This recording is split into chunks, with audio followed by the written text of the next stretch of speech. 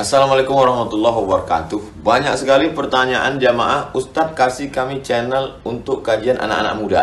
Di antara anak muda berasal dari Aceh, luar biasa, channelnya Maulizul Akbar Nak. Tonton, subscribe, like, share, komen. Assalamualaikum warahmatullahi wabarakatuh.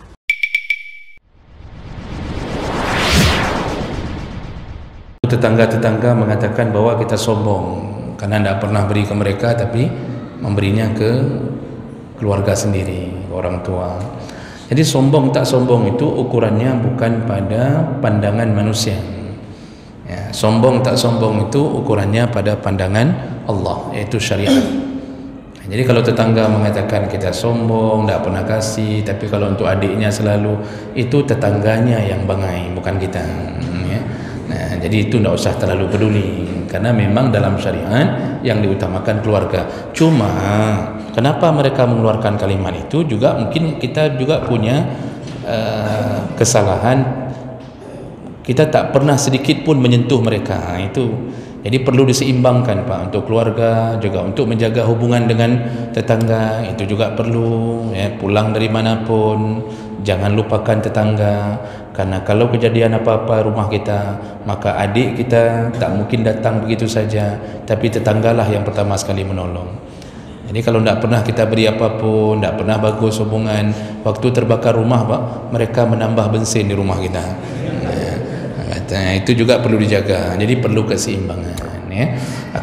Orang puasa sunnah disediakan makanan, ada orang untuk puasa sunnah Senin Kamis.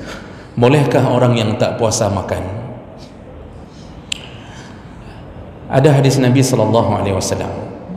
Pernah Nabi diundang khamisu khamsah, diundang cuma 5 orang untuk makan.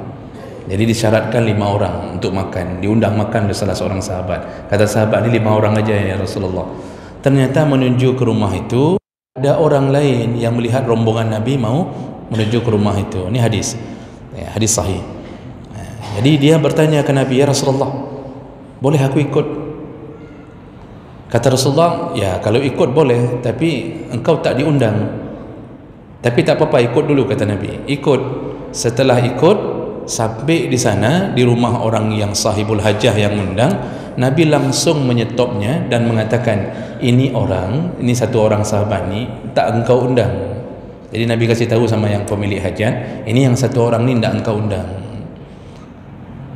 Aku meminta izin kepadamu, bolehkah dia ikut bersama kita memakan makananmu?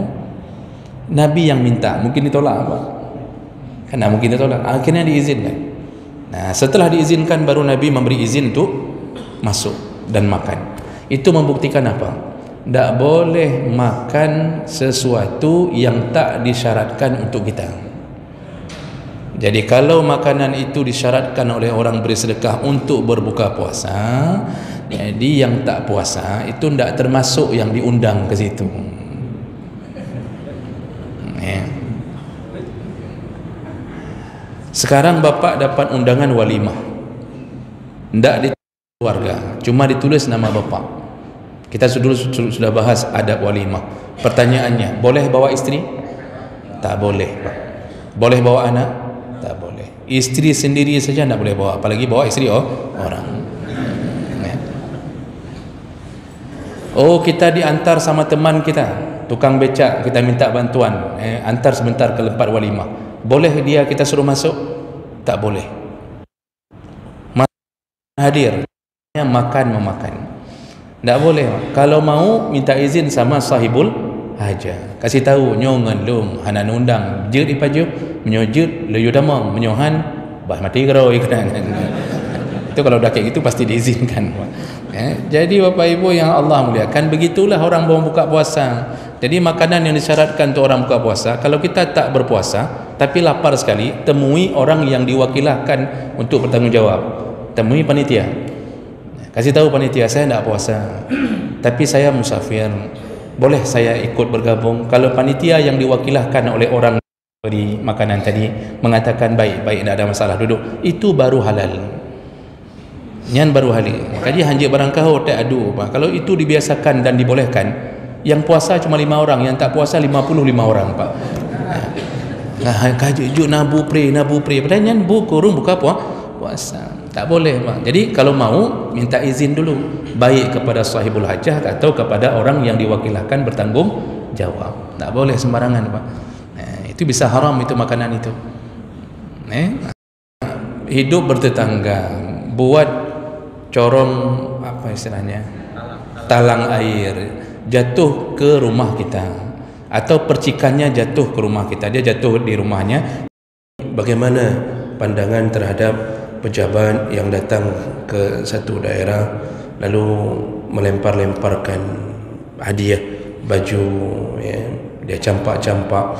Ya, dalam hukum Islam memang ini termasuk perbuatan tidak beradab, karena memberi itu memang harus dibarengi dengan kesopanan, penghargaan. Karena dengan memberi dengan cara yang terkesan sombong, walaupun mungkin tidak diniatkan sombong, tapi caranya sudah cukup menunjukkan kesombongan. Nah, ini juga masuk dalam kategori bisa menghilangkan pahala.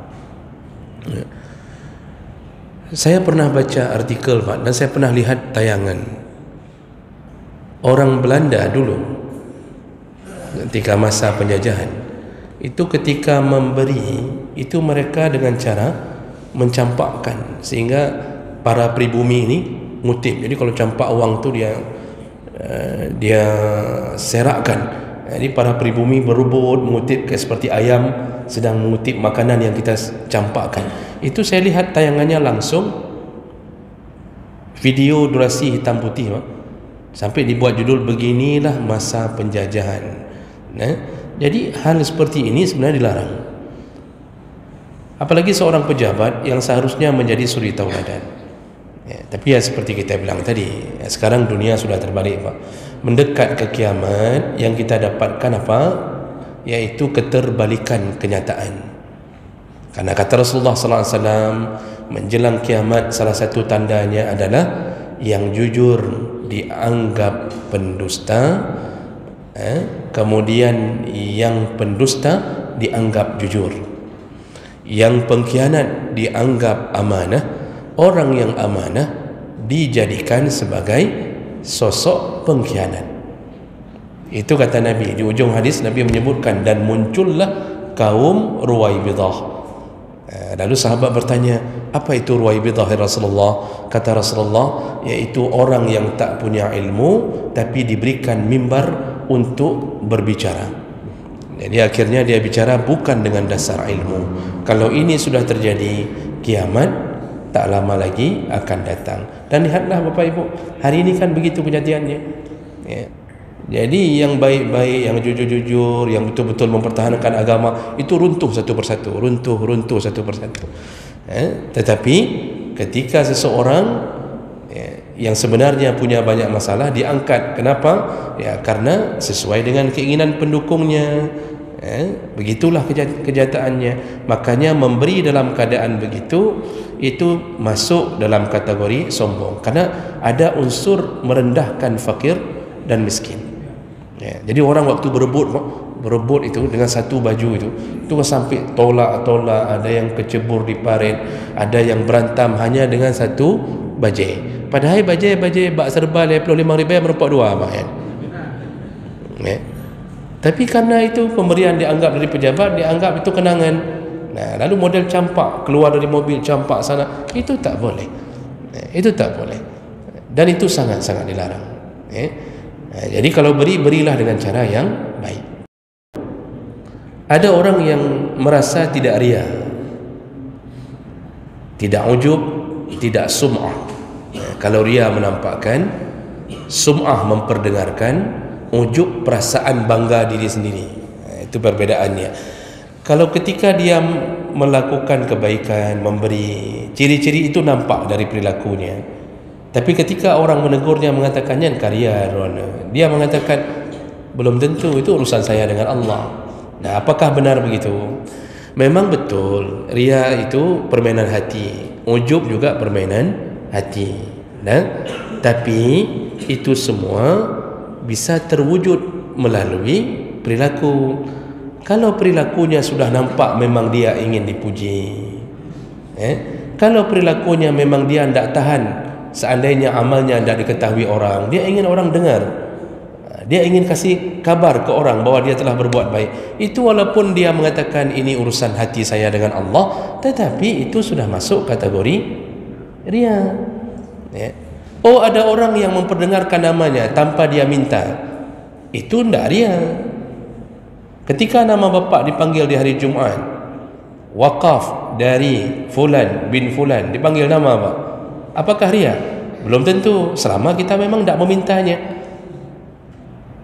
Atau panitia masjid ingin mengatakan, Pak, harus kita sebut nama, biar je ke fitnah kamu. Kalau kami tidak sebut nama siapa beri, nanti jadi fitnah, seakan-akan kami yang menyembunyikan. Itu pun tak riya. Tapi kalau kita bahkan ketika mewakafkan sesuatu ke masjid, lalu kita mengatakan bahawa tulis hamba Allah, suruh tulis hamba Allah, tulis hamba Allah, nanti umumkan hamba Allah 500 sak semen. Kita di saat disebut hamba Allah 500 sak semen, hati ini Pak mulai bermain ni. Alhamdulillah, orang dah tahu, nanti paling kita kasih tahu ke orang, nyanyi yang 500 sak semen mana nak tulis semua. Nampak nampak dulu. Walaupun hamba Allah, tapi hati kita memang ingin pamer, tetap disebut riya. Makanya hati-hati Pak, jangan sampai bisikan hati dilahirkan. Kalau dibisik saja itu permainan syaitan, disuruh riya. Kamu riya kan? Kamu ujub. Itu permainan hati. Tapi begitu hati ini mengiyakan, kena kita. Contoh terakhir Pak, sebelum kita tutup. Kita merasa bahawa orang lain sakit gara-gara bermusuhan dengan kita, nyan ujub ya. Kita mulai mengatakan ke orang, apakah sakit Haji? Kenyan menyokap bengeh kelong kenyan akibatnya. Kalau sudah mulai bermain dengan saya, itu akibatnya kan sakit kan. Itu kita sudah mulai merasa kita keramat, kita orang yang tidak boleh dimusuhi, tidak boleh dikritisi. Itu sudah bermain, dan kita melahirkannya, itu tetap kena dengan sifat ujub. Jadi ini perlu dipelihara. Kalau sudah dibisik, jaga, tutuplah. Setiap zaman tentu punya ciri khas sendiri, punya perkembangan yang tidak sama antara satu zaman dengan zaman yang lain. Hari ini dengan banyaknya perbuatan kejahatan atau kriminal yang dilakukan orang terhadap anak-anak, baik sodomi maupun penculikan, tentu kita harus lihat daerah di mana kita bercanda. Kalau kita masuk kampung orang yang kita tidak dikenal, itu jangan juga terlalu akrab dengan anak-anak, karena nanti ada yang curiga. Apalagi wajah kita memang mirip wajah penjahat, yang model-model merasa diri mirip wajah penjahat, nyan bektan Arab. Jangan terlalu dekat mana anak yang orang tak kenal kita siapa. Kita masuk kampung orang, lalu kemudian kita panggil anak-anak sini nak, ada bonbon, ada permen macam-macam. Itu orang dah mulai curiga. Di situ kadang-kadang bisa salah faham Pak. Orang kalau sudah curiga, kadang-kadang tak sempat nanya apakah kita gila atau tidak gila. Orang gila aja dihabisi. Masa-masa penculikan anak-anak dulu, orang gila tidak mau gila lagi. Hari ini pembunuh ni, karena banyak sekali korban orang gila. Dicurigai langsung dihabisi di tempat. Makanya lihat-lihat keadaan di mana kita disuruh bercanda itu dengan orang-orang yang, dengan anak-anak yang kita kenal, atau orang-orang pun mengenali kita. Itu tadi semua hadis-hadis Nabi, kan Nabi bercandanya dengan anak-anak sahabatnya. Tapi tentu dulu kalau area Madinah, tentu semua mengenali Nabi SAW. Semua senang pada Nabi. Makanya bagaimana caranya kita ini bisa membuat anak-anak kita ini dekat dengan kita, lalu kita bawa ke kebaikan. Kalau enggak ini terjadi Pak, maka muncullah seperti yang terjadi di kota kita. Itu 12 orang melakukan kejahatan, melakukan tawuran. Kenapa bisa begitu? Mereka tidak tahu kemana mereka harus melampiaskan kasih sayang yang hilang dari tangan orang tua mereka. Kalau dari dulu akrab dengan orang-orang saleh, bercanda, orang saleh ketemu, itu pasti arahnya ke kebaikan. Tapi karena nggak ada tempat, akhirnya mereka akrabnya dengan sesama yang jahat. Terpengaruhlah keadaan begitu. Dan ini nggak bisa kita biarkan terus-terusan. Maka saya di mana-mana telah mengatakan, pendidikan kita itu terjebak dengan pendidikan ala orang-orang yang tidak peduli dengan akhlak. Jadi kita ini hanya dituntut untuk mengenal ilmu di atas kertas. 2 kali 2 4, rumus kimia begini, fisika begini. Akhlak itu jarang sekali kita tanamkan. Kedekatan guru dengan anak-anak itu tidak membuahkan hasil mendekat ke agama. Maka metode ini harus dirubah. Semua guru harus dididik mendekatkan diri pada anak-anak, lalu bawa ke agama. Satu-satunya yang bisa menyelamatkan kita hari ini hanya agama. Hanya agama. Pelajaran apapun lain tidak akan bisa. Kepintaran belum tentu orang akan menjadi orang yang baik. Dan ini sungguh kita sesali, ya. Jadi nama Lok Semawe kembali tercoreng dengan kejadian ini. Jadi orang dari dulu, dari beberapa tahun yang telah berlalu, itu sudah mulai mengenal nama Lok Semawe yang muncul di koran, pelacuran, ya, zina, kemudian sampai hari ini dihebohkan dengan tawuran begini lagi, ya. Padahal di tempat lain ada tawuran, tapi kita begitu tercoreng. Makanya kita harus kerjasama, Pak, antara ulama dengan umara, kita semua mendekatlah ke anak-anak, ajak mereka ke masjid-masjid, maka akrabkan diri dengan anak-anak, terutama anak-anak kita, Pak. Anak-anak kita sendiri, jangan sampai mereka jatuh ke dalam pelukan orang-orang yang jahat. Dia perlu tempat. Saya yakin sekali, Pak, 1000%, yang kita ikuti metode Nabi, datang cium kening, kita ulus-ulus kepalanya, nak jadi orang baik ya nak. Lalu kita tanya, mau makan apa hari ini? Martabak pakai telur atau canai biasa? Waktu dia bilang martabak pakai telur, canai biasa, macam juga. Nah, ujungnya jahat juga nanti itu, Bang. Jangan begitu pula. Artinya dekatkanlah diri dengan anak-anak, buatlah mereka mengenal Allah dari kita, Pak. Ini kan kita nggak lama nih, 5 tahun 7 tahun yang akan datang sudah mulai berkembang anak-anak kita menjadi orang-orang baru. Mudah-mudahan mereka dekat dengan Allah Subhanahu wa taala.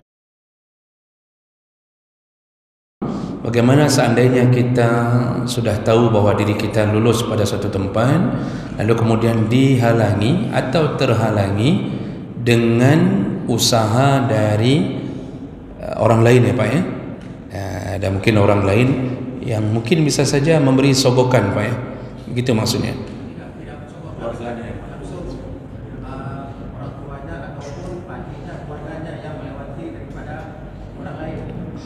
Oh, ini jadi misal kita punya paman gitu di MK lah begitu kan, lalu kita tak layak berada di situ karena kita punya orang dalam keluarga, kita diluluskan, Pak, begitu ya, kita diluluskan yang seharusnya tidak lulus tanpa memberi sesuatu, Pak, ya, tanpa memberi sesuatu, meloloskan anak ponakannya di satu tempat yang selayaknya tak lulus. Nah, apakah itu termasuk bahagian daripada sogok? Kalau seandainya kejadiannya menzalimi orang lain, jadi ada yang terzalimi, Pak. Karena kan definisi sogok itu dia membenarkan yang batil, membatalkan yang benar. Jadi ada unsur kezaliman di situ. Orang lain yang seharusnya duduk di situ dengan kapasitasnya sudah lulus fit and proper test, rupanya karena ini anak ini ada pamannya di dalam, malah dia yang masuk. Apakah ini termasuk perbuatan sogok menyogok? Ini kalau dari sisi bahasa sogok tidak termasuk sogok karena tidak memberi apapun, tetapi ini termasuk perbuatan ghulul, khianat. Jadi berkhianat di atas pekerjaan, dosanya sama. Jadi anak ini dia tidak beri, cuma karena ada saudaranya yang memasukkan dia, akhirnya dia lolos walaupun dia tak layak. Maka telah terjadi pengkhianatan, sama-sama menzalimi orang. Tapi yang kasus ini dia tak memberi apapun, dia tak sogok, kebetulan saja ada orang dalam, maka sama dosanya, yaitu sama-sama dosa besar. Dan ini adalah salah satu bentuk khianat yang diharamkan. Dan keadaan ini kan yang mengacaukan seluruh komponen kehidupan, Pak. Jadi yang betul-betul mampu tak diberi tempat, yang tak mampu karena punya orang dalam sehingga dia dapatkan tempat, sehingga kacaulah semua urusan setelah dia menjabat. Jadi kalau dari sisi bahasa sogok, dia tak beri apapun, tak disebut dengan sogok, tetapi terjadi hulul, khianat di dalam sebuah pekerjaan. Itu dosa yang si pamannya berdosa, yang diloloskan pun juga berdosa. Kenapa sama-sama dosa, Pak? Seharusnya anak itu kan sadar diri, dia tak mampu. Kan seharusnya kalau kita punya perasaan, punya malu, Pak, kita akan katakan apa? Saya tak mampu, tak usah saya memang tak bisa, matematik pun saya tak bisa, tak usah. Seharusnya kan begitu. Tapi tidak, demi mendapatkan pekerjaan dengan uang yang besar, dia tak peduli itu, dia tutupi rasa malunya, dia buang rasa malunya. Jadi intinya itu sama-sama perbuatan haram dan sama-sama dosa besar, walaupun dengan nama yang berbeda. Menerima hadiah dari undian. Nah, undian ini, Pak, dilihat dulu bagaimana sistem undiannya. Kalau sistem undiannya kita tidak ada andil apapun, lalu kemudian harta undian itu juga harta halal, ya, jadi misal ada sponsor nih, dibuat sebuah acara, lalu kemudian kita tidak diminta uang pendaftaran, tidak diminta apapun, dan kita lihat memang uang itu resmi hadiah dari seorang yang mungkin kaya raya, diundilah, maka pemenangnya dapatlah si fulan, maka total itu insya-Allah halal, tidak mengapa selama sumber uangnya halal. Tetapi undian yang model Bapak kasih contoh, dibuat door prize, kita disuruh daftar duluan, ikut buat sepeda santai, setiap orang daftar 10.000, yang 5.000 digunakan ke ADM, 5.000 lagi dijadikan hadiah, yang daftar 1.000 orang, terkumpullah 5.000 kali 1.000 orang, dijadikanlah itu hadiah, lalu yang terima hadiah itu cuma 10 orang, maka itu hukumnya haram. Undian itu hukumnya haram. Kenapa? Itu judi, kumpul semuanya tetapi hasilnya didapatkan oleh hanya beberapa orang, nyan haram. Makanya ikut lomba apapun yang bentuk hadiahnya sama seperti itu sama haram. Sekarang buat lomba bola kaki antar kampung, kasih uang pendaftaran, yang mau ikut daftar 50.000, dari 50.000 itu dijadikan hadiah, pemenangnya cuma juara 1 sampai juara 3, yang puluhan klub yang daftar itu tidak dapat apa-apa, itu judi. Nah, makanya yang boleh begitu bagaimana, Pak? Kalau ada sponsor. Nah, makanya kayak musabaqah tilawatil Quran kan sponsor, Pak. Tidak ada peserta yang suruh bayar, itu sponsor. Nah, itu insya-Allah itu tak mengapa. Nah, jadi itu contoh undian yang boleh. Perbankan kalau masih menjalankan hukum konvensional walaupun memakai nama syariat, lalu membuat gebiar-gebiar hadiah, kalau uang itu diambil dari penghasilan haram, maka tetap hadiah itu juga berujung haram. Cuma ini saya tidak tahu persis nih perjalanan hadiah itu. Nanti saya coba tanya kepada pegawai-pegawai yang kerja di bank-bank syariah, kalau buat hadiah itu untuk nasabah, itu dari mana? Pak Cok Bank. Kalau membuat sama seperti konvensional, nama saja syariah, tetapi cok dari bank bungong, Pak, yang sama harunnya hanya cerita, malah bisa 2 kali lipat dosa, Pak, menipu rakyat dengan memberi nama syariah. Nah, itu 2 kali lipat dosanya. Itu tentang mendapatkan hadiah dari orang kafir yang dia memasaknya sendiri. Ya, bisa saja kan seperti yang kita sebutkan di minggu yang lalu, kita punya tetangga Cina kebetulan baik dengan kita dan dia memasakkan makanan lalu dia berikan ke kita. Nah, ini yang pertama tentu yang menjadi masalah adalah kita melihat zatnya. Kalau zat yang dia gunakan atau materinya yang dia gunakan untuk diberikan ke kita ada campuran benda haram, maka itu tentu haram. Tidak mesti langsung dia berikan babi, tapi dia memasak sesuatu di atas kuali yang dia sendiri pernah memasak babi, yang tentu dia tak faham tentang dunia sama menyama. Seharusnya kuali yang tersentuh dengan dunia babi ini kan disamak dulu, tapi orang kafir mana tahu itu. Lalu dia masak lagi Pak, misal dia masak mie di atas kuali tersebut yang belum disamak, otomatis itu kalau diberikan ke kita menjadi haram karena telah bersentuhan dengan sesuatu yang haram. Nah, kalau kita tahu itu maka haram menerimanya. Yang jadi masalah kalau kita tak tahu dan timbul keraguan-raguan, ini dia masaknya dengan kuali yang mana, karena mereka kan sering pakai minyak babi.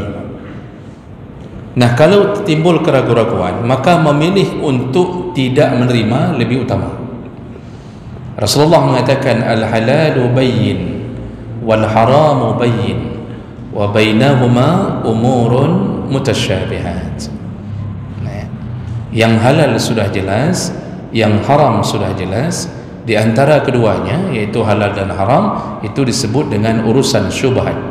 Apa kata Nabi? Fadra'us syubhat man istata'tum. Hindarilah syubhat semampu kamu. Nah, jadi kalau sudah ragu-ragu, paling bagus keputusannya adalah jangan terima. Jadi mohon maaf saja, misal ya mohon maaf kalau kami mungkin tidak bisa menerima yang model dimasak, atau tanyakan langsung. Tapi kalau tanya langsung pun mereka biasa tidak ngaku Pak. Jadi sebaiknya tidak terima, dan itu lebih bagus daripada berpura-pura terima. Jadi kasih tahu langsung. Tapi kalau sesuatu yang tak dimasak, coklat yang dia bawa pulang dalam bungkusan, itu aman Pak. Ya, jadi dunia haram makan ini, itu jangankan dengan orang kafir, sesama kita saja, kalau seandainya ada sesuatu zat yang haram, itu tetap haram. Jadi agama tidak mesti harus kafir baru haram. Nah, Islam pun kalau menyediakan makanan haram maka tetap haram. Begitu kalau berhadapan dengan pemberian hadiah dari orang kafir. Kemudian masalah bertukar hadiah di hari guru. Kalau tidak disyaratkan hadiahnya apa, jadi tidak disyaratkan, misal si A kamu buat hadiahnya ini, B kamu buat ini, tidak disyaratkan, semua memberikannya dengan keikhlasan, maka itu tidak mengapa, insyaAllah aman. Itu artinya saling memberi hadiah. Tapi kalau disyaratkan si A buat A, si B buat B sebagai hadiahnya, lalu ditukar, itu pertukaran itu bisa mengandung unsur riba. Ya, jadi mengambil manfaat dari sesuatu yang kita berikan ke orang lain. Bisa saja kita berikan ke fulan lebih kecil, tapi kita berharap yang balik ke kita lebih besar. Nah, jadi semuanya diserahkan, silakan buat masing-masing apa isinya, bertukar hadiah, keikhlasan, itu insya-Allah tidak mengapa. Namun begini Pak, satu hal yang saya ingin berikan tambahan dalam dunia perguruan, ya, ini dunia guru nih. Di sini kan ada guru, ada kepala sekolah, ada macam-macam Pak di sini. Ya. Jadi yang jangan dibiasakan memberi isyarat kepada anak-anak untuk memberi hadiah ke guru. Ya. Jadi jangan buat sebuah bahasa sindiran. Ini kalau tidak bawa, ini mama, ibu tandai ya. Kalau tidak bawa, ibu tandai. Ya. Nanti kadang-kadang tidak dibuat begitu. Tapi siapa yang sering tidak bawa hadiah ke guru, waktu bagi rapor biasanya, itu anaknya kemudian mulai diperlakukan khusus. Artinya tidak terlalu dipedulikan, kemudian mulai disindir-sindir. Lihat tuh, mama orang lain, bapak orang lain bawa semuanya, mamamu kapan pernah bawa? Kata si guru. Nah, bapakmu kerja apa memangnya? Orang lain tuh anak-anak orang lain semuanya menghormati gurunya. Memang kita, itu nggak boleh. Ya, itu nggak boleh. Makanya penyakit guru apa hari ini, asal bagi rapor pergi dengan motor, pulang dengan becak. Pergi dengan motor tu Pak, pulang tak bisa pulang lagi dengan motor, kamu tumpuk kadu Pak, payah cok becak, payah pulang becak. Kalau tidak dibawa, jadi bahan gunjingan, itu haram. Itu termasuk perbuatan yang haram. Itu sudah jatuh ke haram kalau sudah begitu. Hadiah dari bank konvensional atau hadiah dari bank syariah, itu walaupun nama konvensional dan syariah, yang harus dilihat dari mana sumber hadiah itu. Kalau sumber hadiah itu diambil dari uang haram, artinya dari catatan-catatan hasil kelebihan dalam riba. Jadi misal kelebihan wang-wang dari hasil riba lalu dijadikan hadiah, maka mau apapun nama banknya tetap haram. Jadi itu yang perlu diperhatikan.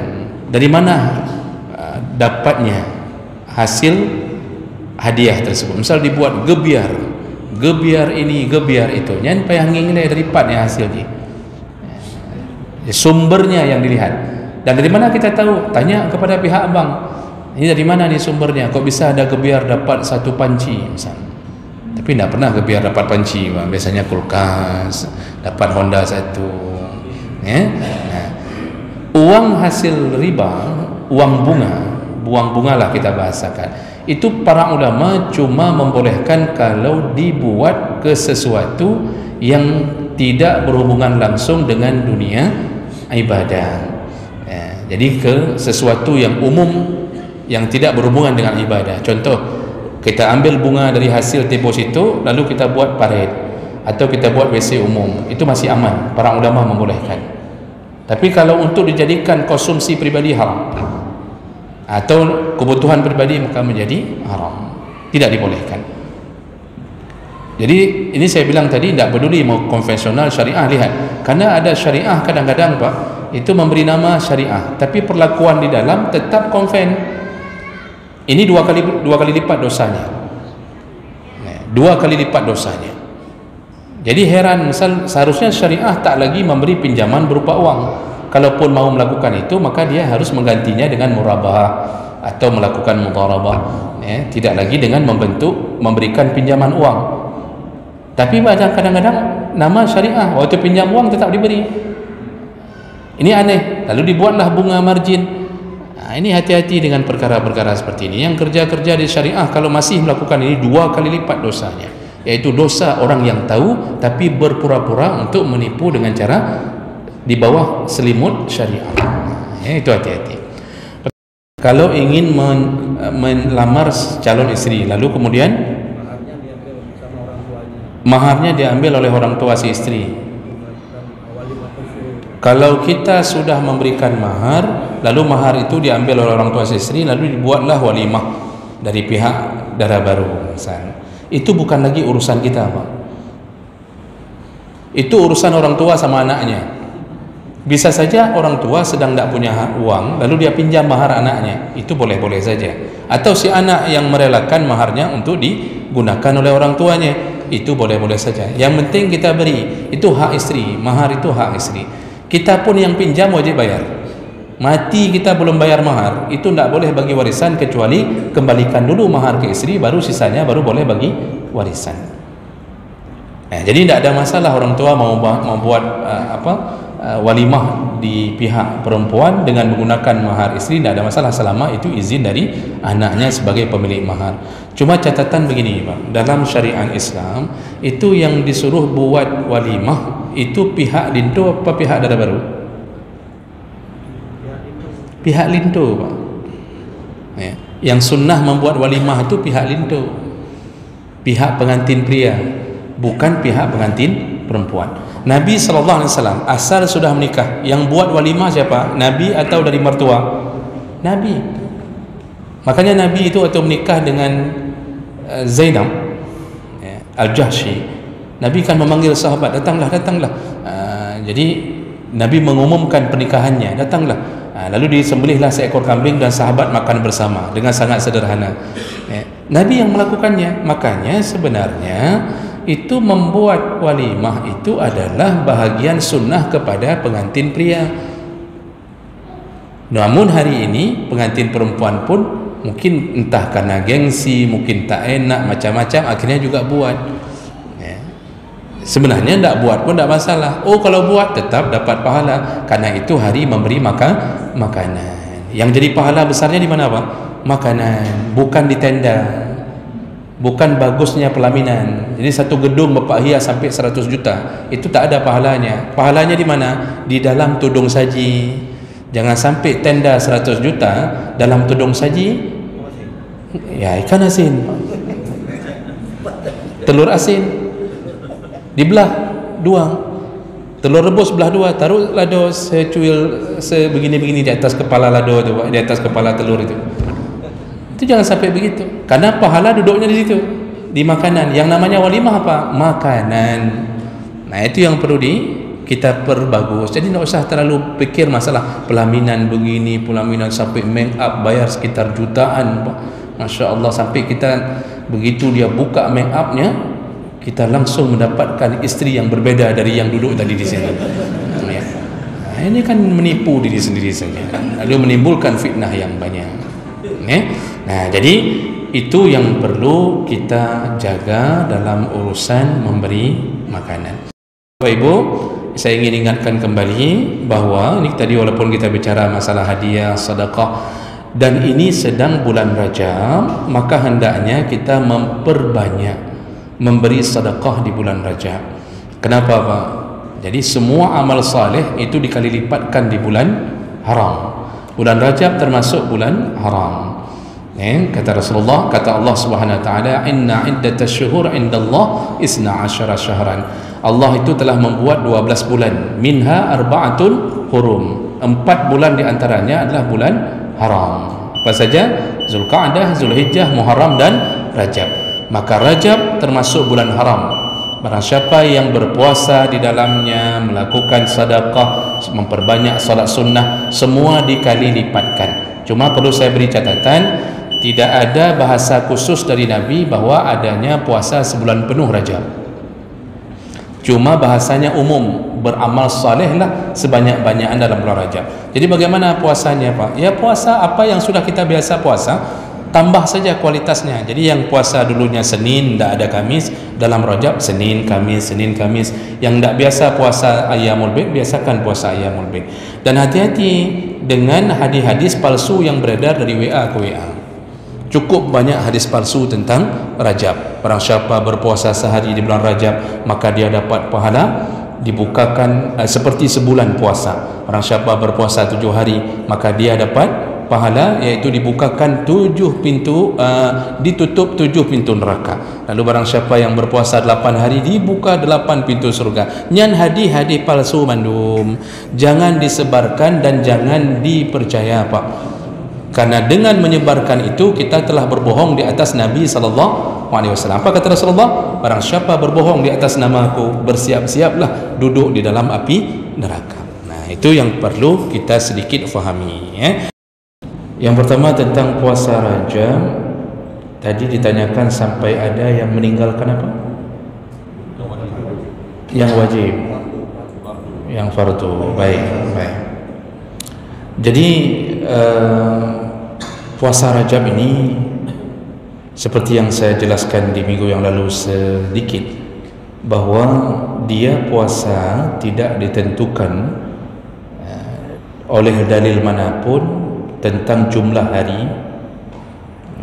Tidak ada satu pernyataan pun yang menyatakan harus sekian hari. Oh, kalau Bapak dengar 3 hari pertama, 3 hari tengah, itu semua bukan hadis yang kuat. Bahkan paling banyak hadis-hadis yang berkembang dan menyebar dari WA ke WA itu rata-rata hadis palsu tentang puasa Rajab. Sampai ada yang menyebutkan bahawa kalau puasa 1 hari maka dia akan dapat pahala seperti puasa sebulan. Kalau dia puasa 7 hari ditutup pintu neraka yang 7. Kalau dia puasa 8 hari dibuka 8 pintu surga. Nyan mandum Pak Nyan mandum hadis palsu mandumnya. Bukan hadis dhaif, itu hadis palsu. Dilarang menyebarkan hadis palsu karena kita telah berbohong di atas nama Nabi SAW. Jadi sebenarnya puasa Rajab itu sunnahnya kenapa? Karena Rajab itu bulan haram. Rajab itu bulan haram. Rasulullah mengatakan, Allah mengatakan, inna iddatash syuhur indallahi 12 syahran. Di sisi Allah itu semuanya ada 12 bulan. Minha arba'atun hurum. 4 di antaranya bulan haram. Nanti dijelaskan oleh Nabi yang mana yang bulan haram yang 4 itu, yaitu 3 melengket bersambungan dan 1 terpisah. Mana yang bersambungan? Zulqa'dah, Zulhijjah, Muharram. Mana yang terpisah? Rajab. karena kemuliaan bulan Rajab termasuk bulan haram yang Nabi mengatakan melalui sahabat-sahabatnya bahawa dikali lipatkan pahala yang membuat maksiat dalam bulan Rajab, dikali lipatkan dosa, berdasarkan perkataan Ibnu Abbas. Oleh karena itu bulan Rajab disuruh perbanyak amal saleh. Apa saja? Maksud disuruh perbanyak, disuruh tingkatkan. Kita biasanya puasa cuma sehari dalam sebulan, di bulan sebelum Rajab. Dalam Rajab pelihara puasa lebih banyak. Jadi puasalah Senin Kamis, puasa Ayyamul Bid. Kalau bisa ambil puasa Nabi Allah Daud, ambil puasa Nabi Allah Daud. Sehari puasa, lalu kemudian besoknya tidak, besoknya lagi tidak, besoknya lagi tidak, sampai akhir bulan tidak. Nyan puasa apa Daudnya? Jadi perbanyak puasa apa, tapi tidak ditentukan dan tidak perlu sebulan penuh, karena Nabi tidak pernah puasa selain Ramadan sebulan penuh. Beliau hanya puasa sebulan penuh, hanya Ramadan. Nanti bulan depan, bulan Sya'ban pun itu puasanya dalam mazhab Syafi'i cukup berhenti di 15 Sya'ban. Kecuali bagi mereka yang sudah terbiasa puasa sunnah sebelumnya, maka dalam mazhab lain boleh sambung sampai, tapi wajib berhenti 2 hari sebelum Ramadan. Nah, jadi ini pekerjaan sunnah disuruh berbanyak, dan tentu yang namanya sunnah tetap kalah dibandingkan amalan wajib. Tidak ada amalan yang lebih hebat daripada amal wajib. Bapak mau salat 1000 rakaat, ibu mau salat duha 1000 rakaat, tetap kalah dengan pahala salat sunnah, salat subuh 2 rakaat. Jadi besampo hana ada sembahyang subuh gara-gara sembahyang tahajud. Jadi jemaah melakukan Allah SWT, tidak boleh puasa Rajab mengalahkan semua amalan wajib, termasuk meninggalkan yang wajib. Gara-gara puasa Rajab nak masuk kantor, padahal masuk kantor wajib. Untuk menghalalkan gaji itu wajib melakukan amanah. Jadi nak masuk kantor sebulan, nanti di WA sama pimpinan, kenapa nak masuk? Saya puasa Rajab, saya puasa Rajab. Itu sudah salah. Jadi jangan gara-gara puasa Rajab tidak pergi Jumat. Pekan kadeti sudah tercampak di rumah, sudah lemas sekali waktu Jumat. Kenapa? Puasa Rajab, nyan bangai namanya. Jadi itu tak boleh. Jadi puasa silahkan, salah satu amal salehnya silahkan, cuma jangan mengganggu yang wajib. Kalau ada seseorang yang meminta tolong dalam urusan administrasi, tadi contohnya seperti mempercepat ujian untuknya, dan karena dia ada keperluan yang lebih ini, itu amal baik. Memudahkan urusan orang itu amal baik. Rasulullah mengatakan yassir wala tu'assir, permudahlah urusan, jangan engkau persulit. Kalau kita akan Pak sering mengubah hadis Nabi, jangan, kalau bisa dipersulit kenapa harus dipermudah, kan cukup berat. Itu prinsip kita kan, prinsip Allah, prinsip Nabi, kalau bisa dipermudah kenapa harus dipersulit. Jadi jemaah melakukan Allah SWT itu amal baik. Namun kemudian dia membalas dengan hadiah. Jadi setelah dia mungkin dapat ikut ujian, lalu lulus kemudian mungkin, lalu kemudian dia mengingat jasa kita mempermudahnya, selama itu bukan perkara haram yang kita permudah itu, dia berikan hadiah dan kita tidak mensyaratkan apapun, maka itu hadiah murni, tidak mengapa untuk menerimanya. Yang tidak boleh kita syaratkan. Jadi ini boleh kami undurkan, tapi ya wang rokok lah, paham-paham lah, ini ada wang kopi, nanti rokok dicampur kopi udah berapa itu Pak? Itu yang berubah menjadi haram. Jadi menawarkan kebaikan lalu meminta sesuatu di atas kebaikan itu. Jadi kalau dia pulang-pulang, misal dia ujian di Medan, pulang-pulang dia bawa pulang bika Medan, bika Medan lah Pak kalau dari Medan kan. Kalau kita ada ke Ambon baru namanya bika Ambon. Dan ini dia bawa pulang, dia kasih, bolehkah terima? Boleh, atas pertolongan kita, selama kita tidak mengharapkan, tidak mensyaratkan sesuatu. Oh ada orang yang kita tolong supaya bisa pergi umrah. Nah, pergi umrahnya di waktu yang haram atau tidak? Maksud waktu haram, dia ada pekerjaan yang kemungkinan wajib, lalu kita izinkan pergi umrah, dan itu sudah melakukan sebuah pelanggaran yang seharusnya dia bisa pergi di waktu cuti atau macam. Tapi kita permudah diam-diam, lalu kita beri syarat, bolehlah, boleh, tapi jangan bilang sama orang ya, ini antara kita saja. Tapi ya nanti pulang umrah ya batu Hajar Aswad tu kalau bisa inilah ya, itu kita minta apa? Yang haram, kita menolong orang pada perkara yang haram, yang seharusnya dia masuk kantor, kita yang gelapkan dia. Semua pekerjaan itu haram. Dan hadiahnya juga menjadi penggiring yang haram tadi. Jadi intinya adalah kalau tidak ada isyarat apapun, insya-Allah tidak mengapa.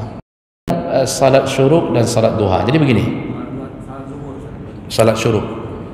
Jadi salat syuruk atau salat isyraq itu salat yang dikabarkan Nabi dalam hadis yang derajatnya hasan. Salat syuruk itu adalah salat yang paket, dia paketan itu Pak. Tidak disebut salat syuruk kecuali ada paketnya. Apa paketnya? Wajib salat subuh berjamaah, lalu duduk setelah salat subuh, tidak keluar dari masjid, lalu tidak boleh bicara dunia tapi berzikir kepada Allah, termasuk mendengarkan tausiah. Jadi kan kita kadang-kadang habis salat subuh kan ada tausiah, kita duduk dengar tausiah, pengajian sampai syarat keempat terbit, hatta tulu'us syam, sampai terbit matahari. Maksud terbit matahari bukan sedang terbit tapi setelah terbit. Makanya sekarang kalau lihat di HP waktu keluar matahari misal 6.40, nah itu proses terbit tu 10 sampai 15 menit. 15 menit paling aman.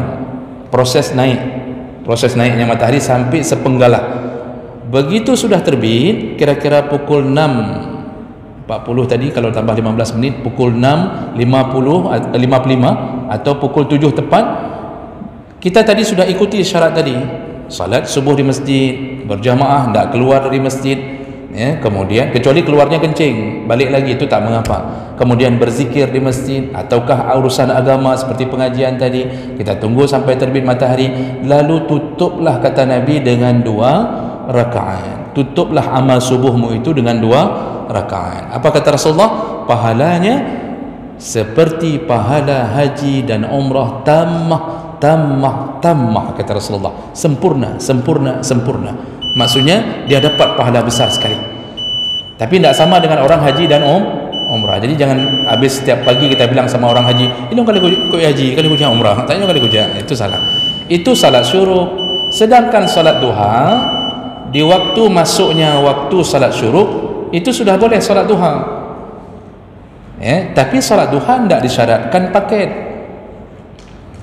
cuma harus jadi catatan. Nabi mengatakan sebaik-baiknya waktu salat duha ketika anak unta kepanasan. Anak unta Pak, itu sering tidur di pasir dari pagi. Kapan kepanasan? Ketika matahari sudah terik, jam-jam 10. Itulah waktu duha terbaik. Jadi bukan di awal waktu. Jadi orang tidak bisa bilang waktu dia salat syuruk itu salat duha. Tidak, itu tetap salat syuruk karena paketnya dari subuh. Mau salat duha paling bagus nanti tunggu jam 9 atau jam 10. Itu perbedaan tentang salat syuruk dan salat duha. Tentang wakaf ini kita bahas minggu yang lalu ya, itu saya sebutkan berdasarkan bacaan bahwa wakaf itu intinya pahala mengalir selama benda yang kita wakafkan itu bermanfaat. Makanya tujuan wakaf adalah menahan benda itu supaya tidak dijual, supaya bisa diambil manfaatnya ya, jadi kalau sudah rusak manfaatnya, tidak bermanfaat lagi, maka terhenti pahala wakafnya ya. Saya contohkan, ambal masjid kita sudah kasih tahun 1980-an, sekarang sudah rusak, sudah tinggal benang ya. Jadi ketika tidak bisa dipakai lagi, lalu panitia masjid terpaksa menggulungnya karena sudah melukai beberapa orang di jidatnya. Kita yang punya ambal nyan baik bengeh tewate dicabut. Yang disuruh dalam agama, kalau mau tetap mengalir, perbaharui wakaf itu, segera beli ambal baru. Jadi jangan kita paksa panitia masjid, kenapa dibuang wakaf saya, taruh balik, sedangkan masjid perlunya ambal baru untuk memperbaiki semua keadaan. Kita marah-marah, itu tak benar Pak. Jadi perbaharui wakaf. Nah sekarang ada orang yang sudah berniat wakaf memberikan uang tunai untuk dibeli sesuatu yang bisa dimanfaatkan di masjid. rupanya belum terpakai. Nah, selama belum terpakai, maka kita hanya baru mendapatkan pahala niat. Karena dalam Islam Nabi menjelaskan bahawa setiap niat yang baik itu sudah diberi pahala. Begitu niat itu terwujudkan, maka dikali lipat pahalanya. Itu pemberian Allah, anugerah Allah. Niat saja dapat pahala, kalau jadi berkali lipat. Masalahnya setelah kita berniat ternyata belum digunakan sebagai sarana wakaf. Makanya masjid itu ketika seseorang mensyaratkan sesuatu yang baik untuk masjid, itu jangan diperlambat.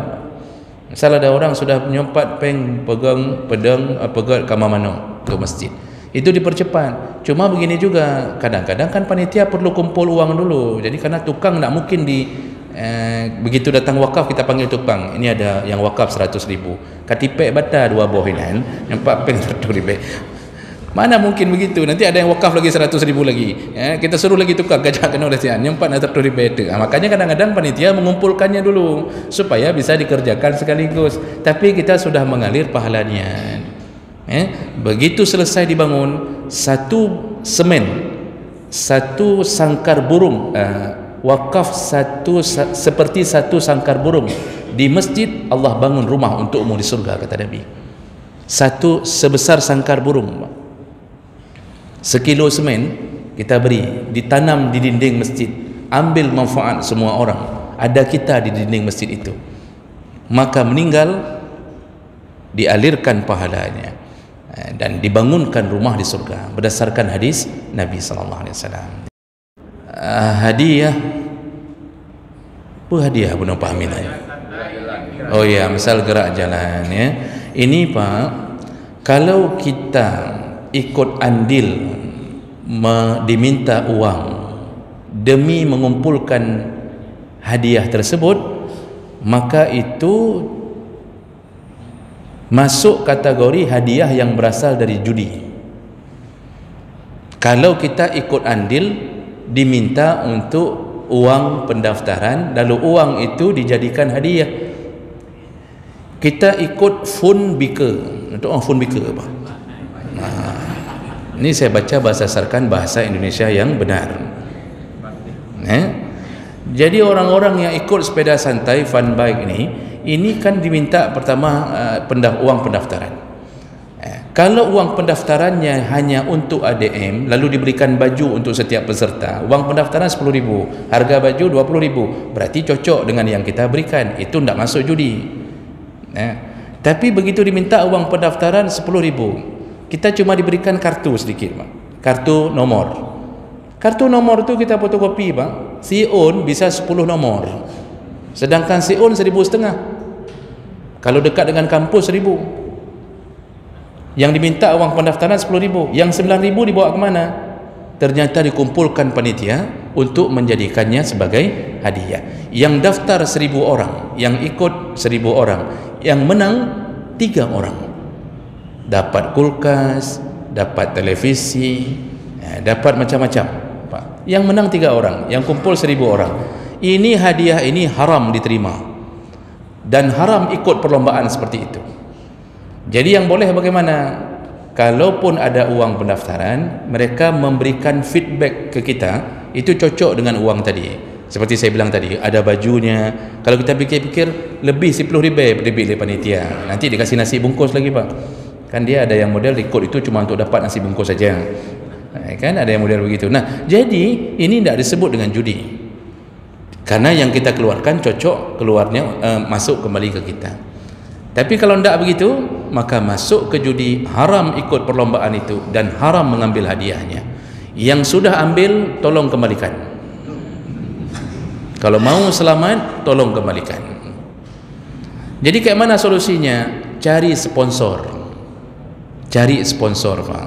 Nah, jadi ada yang mensponsori hadiah untuk hadiah. Yang panitia ambil pendaftaran ya untuk kembali ke si pendaftar, bukan dijadikan sebagai hadiah. Itu aman.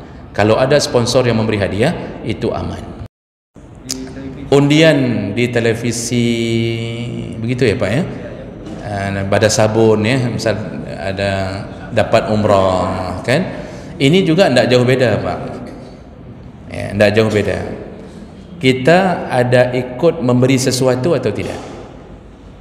Kalau kita ikut memberi sesuatu lalu dijadikan sebagai hadiah, maka hukumnya sama. Umrah itu umrah mardudah, bukan umrah makbulah. Nah, tahun 1990-an, Bapak kalau ingat, ni yang sudah putih-putih rambut pasti ingat Pak. Itu tahun 90-an maraknya di televisi SMS berhadiah. Jadi ada satu orang itu mengatakan bahawa, Bayu kirimkan SMS Bapak Ibu, kirimkan segera. Satu SMS disebut SMS premium. Satu SMS Pak RM2.000. Yang 1.000 diambil untuk televisi penyelenggara, yang 1.000 diambil untuk hadiah. Bayangkan seluruh Indonesia berlomba-lomba telepon. Pertanyaannya mudah meriah. Ditanya apa yang mudah-mudah. Semua bisa jawab, tapi diambil dari 1.000. Ada jutaan orang yang telah mendaftar, masuk SMS, masuk segala macam, itu dijadikan hadiah. Maka ketika diumumkan hadiah kepada yang bisa jawab ini, dikasihlah mobil satu Pak, padahal dikumpulkan dari RM1.000 dari seluruh Indonesia. Nyan haram. Maka hadiah umrah seperti itu, kalau kita ikut andil di dalamnya dijadikan hadiah umrah, maka itu juga hadiah haram. Bukan umrahnya yang haram, hadiah bentuknya haram. Kita tak boleh ambil. Yang masalah ikhlas tadi, apakah kalau kita berbuat kebaikan, memberi sesuatu sedekah, tapi di dalam hati kita berharap surga, apakah itu masih masuk kategori ikhlas? Nah, karena kita juga pernah dengar cerita sufi bahwa ada seorang perempuan yang sufi yang ahli sufi, yaitu Rabi'ah Al-Adawiyah, yang pernah mengatakan, ya Allah, aku berbuat bukan karena takut dengan neraka-Mu, juga bukan karena berharap surga. Itu kan kalimat-kalimat yang disebutkan Pak. Sehingga orang terinspirasi bahwa kalau berbuat itu ya jangan harap surga, karena kalau mengharap berarti belum ikhlas. Nah, apakah itu benar? Nah, itu tak benar. Kalau surga memang Allah yang suruh berharap, dan itu masuk kategori satu paket dengan janji Allah. Mana dalilnya? Allah yang mengatakan, wasari'u ila maghfiratin min rabbikum wa jannah. Bersegeralah engkau berharap ampunan dari Tuhanmu dan berharaplah jannah, berharaplah surga. Jadi Allah yang suruh. Kalau berbuat memang harapan kita surga. Itu satu paket dengan janji Allah. Makanya dulu para sahabat ketika perang, ini dalam perang Badar, dalam perang Badar, satu riwayat, saya lupa nama sahabat itu, kan dia sedang memakan kurma nih, 2 butir kurma, satu di mulutnya, satu di tangannya, sambil menunggu musuh datang. Lalu rupanya ada Nabi di sampingnya. Lalu dia bertanya, ya Rasulullah, kalau aku mati hari ini, di manakah aku berada setelah ini? Apa jawaban Nabi? Fil jannah, engkau di surga. Begitu disebut surga apa? Jadi Nabi tidak menjawab engkau di sisi Allah. Tidak, Nabi jawab langsung di surga. Begitu dia dengar surga, dia mengatakan, kalau kau habiskan 2 kurma ini, kau habiskan satu yang di mulut, lalu kau tambah satu lagi, sungguh terlalu lama surga untukku. Dibuangnya dari mulut, tercampak yang dari tangan. Tidak sabar dia menuju surga. Habis tercampak kurma itu, langsung dia terjun, rupanya gugur syahid, hanya karena mendengar kalimat surga. Makanya itu ikhlas memang patokan di dunia, jangan berharap apapun dari manusia. Tapi kalau dengan Allah memang disuruh berharap.